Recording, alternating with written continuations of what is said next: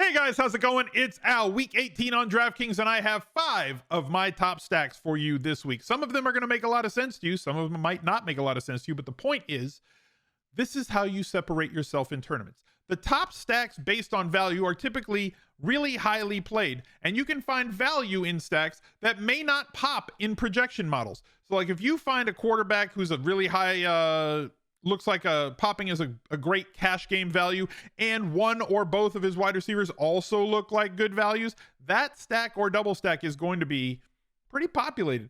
But if you find ones that maybe the wide receiver is out of range for people, where like, you know, this guy isn't somebody I want to pay up for this week, like Jamar Chase last week, that can separate you and that double stack, especially if you use a bring back, like Amon-Ra St. Brown and DK Metcalf last week. And you know, it makes it so that if you're just right about that one thing, you're occupying multiple spots in your lineup. Whether it's that double stack that's going to occupy 4 different spots when you're right about that one thing and push that lineup of yours ahead of a ton of people, as the double stack bring back is not used by a large portion of the crowd. All the breakdown on that is available on the How to Win on DraftKings. There's going to be a link up here that shows you where that is if you want the long form version of what and why it is and why we're doing it. But thank you guys for being here. Go check out that video. While you're here, do me a favor and drop a like on this video. We need to get 10% of views to turn into likes. Subscribe to the channel, ring the notifications bell, leave me a reply down below. Let me know how you're doing this week. Are you excited about week 18 on DraftKings, or do you think it's going to be wet, woolly, and wild because of COVID? Players get put on the COVID list, creating extra volume or extra value in certain places? Or do you think that there's spots where teams are going to rest players, like maybe Green Bay, where you're staying away? Why don't we take a look at my top stacks for the week? Let's go! He's a legend. The Smiz Gang Listener League is up for week 18. We have 700 people, and we're pacing a little bit behind where we were last week. Understandably so, with the Saturday slate. That's typically how it goes. People don't always tie their entries up early, but if we fill it, I'm assuming they're going to keep wanting to run it through the playoff week. So do what you can and get in there. Smizzle.tv/league is how you find it. There's a link in the description down below. I may or may not put it in the pinned comment. I haven't decided yet, but it's definitely in there. It's also always at smizzle.tv/league. So you can either hammer that in on your keyboard, or you can bookmark smizzle.tv/league, and that will always take you to the new listener league, as I will do the work to change the redirect and get you there. 5 max this week, $10 entry fee, absolutely no rake. So take advantage of that no rake tournament, and I will shout out the winners on the recap video next Monday. Our first double stack we're going to talk about is Matthew Stafford and the Rams. Lot of narratives going on with this team. What we know that is not a narrative is that the Rams have to win this week. They don't have to win to get in the playoffs. They're already in. But if they win, they get 2 games at home. This first week of the playoffs that's upcoming in week 19 and week 20, they will play home games by winning their division if they win this game. So there's a lot on the line here, because if they lose, they could go on the road. They could end up as like they could end up playing in Dallas for the first week against Dallas. Not exactly the preferred situation if you're the Rams. So winning this game is extremely important. So you would assume that they're going to try to do to this San Francisco secondary, which has not been good. It's been extremely leaky all year. Whatever they can with the passing game, and the passing game certainly goes through Cooper KUPP. The last time that these two squared off against each other, 11 catches on 13 targets for 122 yards, 26.2 DraftKings points, averaging 27.7. His production has kind of tapered off. I'm not going to say fell off, because he's still scoring over 20 fantasy points basically every single week.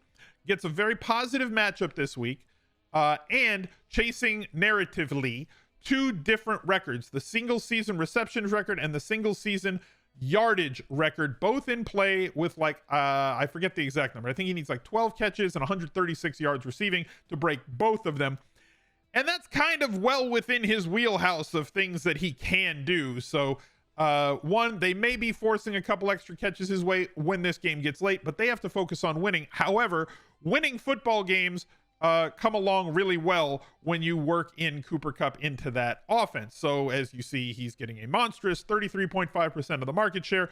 Van Jefferson coming in second, but this is full season. Robert Woods' targets have been soaked up by Odell Beckham Jr. has been very good. Tyler Higbee's only 4K this week, and we're not going to include the running back, which right now is Sony Michel. 4 guys are going to be included. So let's go over to the lineup HQ over on rotogrinders.com. Go check out the link down below in the pinned comment. smizzle.tv/rotogrinders. And you can get I think they call it a Core 4 sub that has basically all of the Core 4 sports, including NBA, MLB, golf, all their great products, the lineup builder. And once Best Buys comes out, and I think it is out now, I have to send over my Best Buys, which go into the lineup builder and tag those players so you can see who they are. My article on ESPN, smizzle.tv/Best Buys. Whole lot. Just go to smizzle.tv/links and you'll see like literally everything. So let's pare this down for our Stafford group. And we're going to use 2 of these guys, you see right here. Gonna keep Higbee, gonna cost them out, not gonna use Skoranek unless. Now, these are the 4 guys I'm gonna center it around. Odell Beckham Jr., Van Jefferson, Cooper Kupp. As you can see, this is what they project to be the percentage in tournaments. I think this changes drastically. I think the Cooper Kupp is going to be way higher than this. Moving into this weekend, this is going to be way more value. It's only Thursday morning. Don't pay attention to this stuff drastically. Like, don't put too much faith in this until like late Saturday night or Sunday morning, because that's especially right now with how nimble you have to be in daily fantasy to make lineups with where everything is. So just take it with a grain of salt at this point. Moving to our next stack, Kyler Murray from the Arizona Cardinals. Another great spot, mostly because of who we can stack him with. Luckily for us, 4 of the last 5 weeks, Kyler has remembered that he is a good runner. Whether it's Kyler remembering that or the coaching staff saying, all right, we gotta just go. I'm going to create a narrative here, not create, but I'm going to go on lean on the narrative here that they were running less designed runs in the middle of the season. He did miss a few weeks with injury. And that happened to him in week 10 of last year as well. It seems like they were trying to protect him early, and then they've been in these situations where they got to win games, and they've lost 3 of their last 5, and it's kind of tapered off the end of the season. They have to run the ball with Kyler for this offense to be as dynamic as it can be. And 3.5 weeks ago, they lost DeAndre Hopkins, which has led to 2 players really taking on a larger role in the passing game. One being Zach Ertz, who has 40 targets over the last 4 weeks. There's 4 players in the league who have more targets than Zach Ertz over the last 4 weeks. If I remember off the top of my head, they are Justin Jefferson, Cooper Kupp, Amon-Ra St. Brown, and Devontae Adams. So like pretty elite list of players. And with as sticky as touchdowns are for the tight ends when it comes to catches and yards, definite touchdown regression. I'm not saying coming his way, but like he's in a spot where if the volume maintains, he should have scored way more touchdowns than he has over the last 4 weeks. 2 end zone targets the last 2 weeks, 6 red zone targets the last 4 weeks. Should certainly be scoring touchdowns. And Christian Kirk has also seen massive uptick in the absence of Nuke Hopkins as well, with a boatload of targets himself. 36 targets the last 4 games. Also only has 1 touchdown, a long catch in each of the last few games. Seattle not very efficient. Taking a look at their full season, Kirk, AJ Green, Hopkins vacates 15% of the targets. Rondale Moore has been injured, Zach Ertz. So basically it's Kirk, Ertz, Green, and then we'll see who else is healthy. Whether Connor plays this week. If he doesn't, then Edmonds is in play, and I think you can actually include him in your Kyler stacks if you want to. So let's head back over to the lineup HQ, bring up Arizona. I'm not going to include Edmonds. I typically use my double stacks to leverage off of running back percentages that people are going to play. This would be the 4 that I'm going to center around. I think Wesley has looked very good. He's getting solid volume. So from a math perspective, he's been good enough, especially at this salary. He should be at best the 3rd highest played of the pass catcher group for Arizona. Definitely passes the eye test, making eye-popping plays in each of the last 3 games. Some of them ending up in touchdowns, some of them being out of bounds, but he's looked really, really good. This is going to be a very popular stack, as I talked about before, because both Kirk and Ertz are values on the slate. So the Kyler stack is going to be more populous than the others, but you can get different with your bring back or with your secondary stack to get this lineup under the 130 that you want to target. If you haven't already, go check out the Al Smizzle Fantasy Football channel, smizzle.tv/FF. I will put that link down below in the description, or sorry, in the pinned comment. Definitely. We already have our first video up, my 2021 best ball recap. This channel is going to have all of my season long videos that I have a cadence for all off season. Must draft running backs, breakdowns on all the rookies as we get closer to the season, 0 running back targets, quarterbacks that you should draft late, my round by round, these are the best values and best plays. Definitely go sub to that channel, go drop a like on that new video, go check it out, all my results and a recap of what I did, where I was lucky, where I was unlucky. Same as the DFS channel, which will remain the DFS channel, the main channel where you're watching this one, but more guided towards season long fantasy content. Our next stack is Kirk Cousins, who is in this week. So the hokey pokey is done. Kirk Cousins has posted some massive games, mostly because that defense is not great. We do have a COVID situation on the other side. Again, stay nimble. Things can change with, if Fields was there, I like this stack a little bit more. Fields is now out, but approaching 4,000 yards on the season for Cousins, 30 plus touchdowns. We know where we're going to stack him, at least in one spot. And that first spot is going to be through Justin Jefferson, who is an absolute beast monster. Love this kid, always open. 8,100 should be a little bit contrarian this week, and then we'll find other places that we can go in this stack. So Kirk Cousins, let's take out the running backs. Let's leave Gronklin. We'll take out Herndon. We'll use KJ Osborne because of the fact that they are not going to, he's going to be the secondary wide receiver there without Adam Thielen. Subtract everybody else, and we have a nice tight 3-player stack. I'm probably going to force Jefferson into 100%. If you want to get more contrarian, they have him at 22%. I don't see that. I would flip him and KUPP.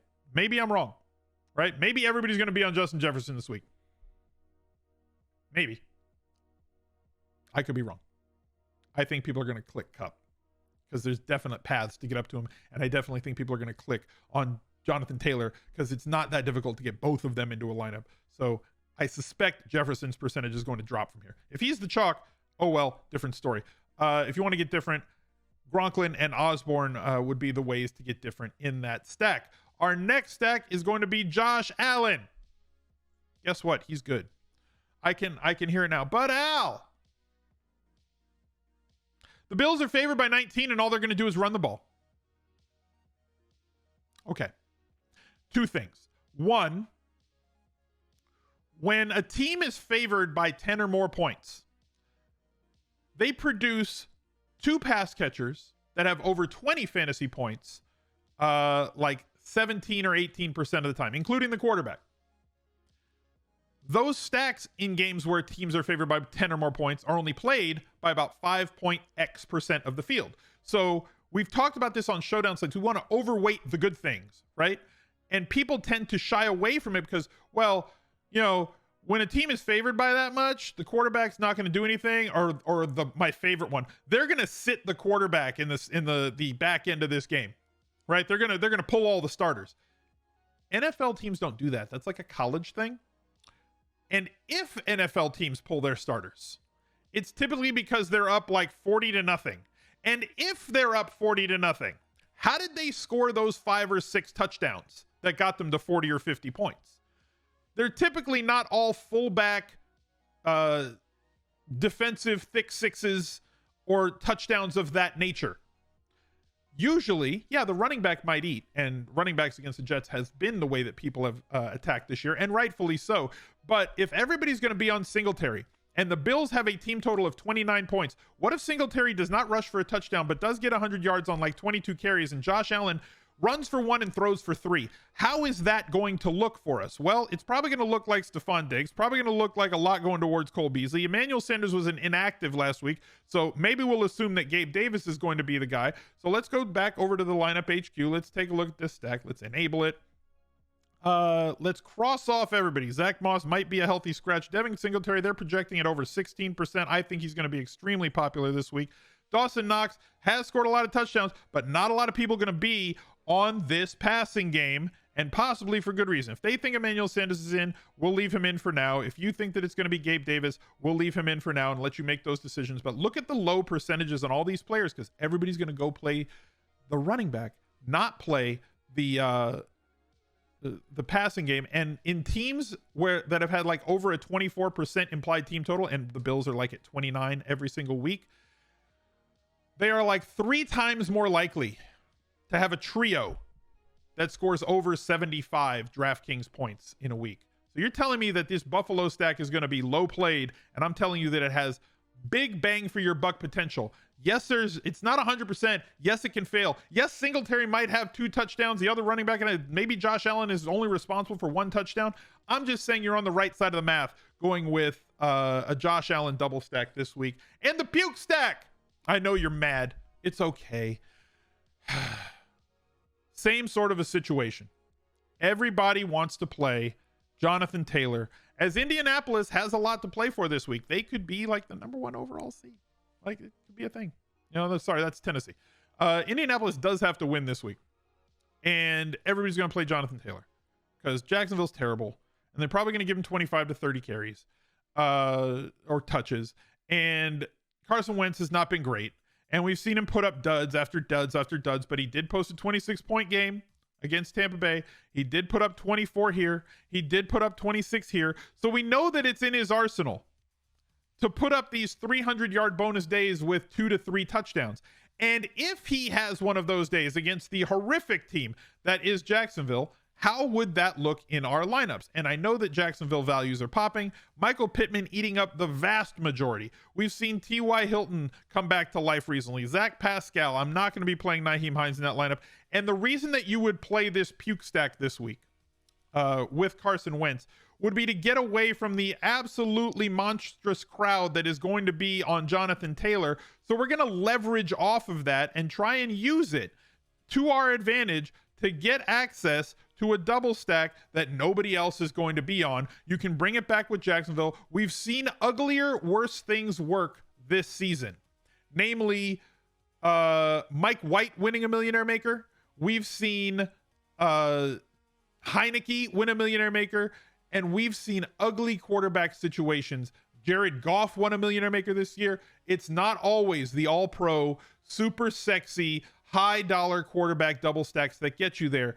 Sometimes the puke stack makes it. Last week, the Russ Wilson puke stack got us there too.